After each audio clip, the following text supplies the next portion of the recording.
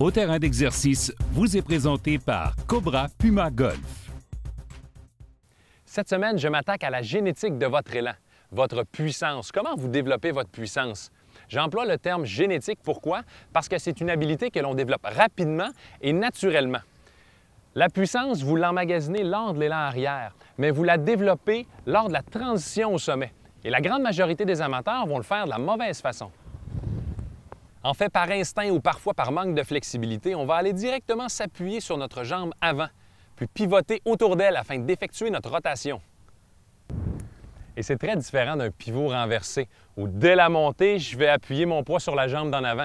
Ici, dans ce cas-ci, la montée se fait bien, mais c'est au sommet de l'élan, la transition est un peu trop rapide. Et on vient déroger à l'une des règles les plus fondamentales, selon moi, pour l'élan de golf, et c'est la position de la colonne vertébrale à l'impact. Je vous invite à visionner, peu importe le joueur ou la joueuse professionnelle, ils ont tous et toutes la colonne vertébrale inclinée vers l'arrière à l'impact.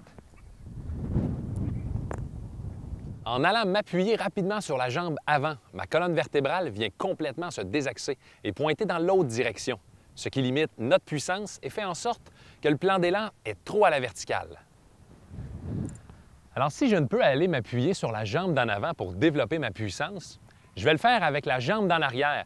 Si j'utilise le sol afin de pousser pour effectuer ma rotation d'épaule, je suis en mesure, à l'impact, de conserver l'axe de ma colonne vertébrale.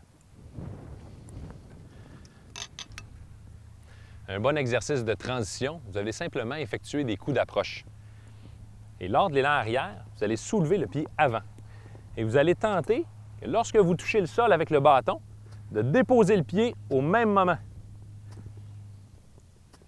Un autre exercice est de commencer à partir d'un mouvement de baseball. Inclinaison légère de la colonne vers l'arrière et la balle est à la hauteur de votre nombril. Et progressivement, vous vous élancez comme si la balle était de plus en plus basse afin de reprendre votre position de golf. Toujours dans l'optique de frapper la balle haute dans les airs, vous allez sentir que vous devez pousser avec la jambe arrière pour développer votre puissance et non en vous appuyant sur la jambe d'en avant. Ce que vous devez retenir dans tout ça, du début jusqu'à l'impact, gardez l'axe de votre colonne vertébrale incliné vers l'arrière et non vers l'avant. Bon golf!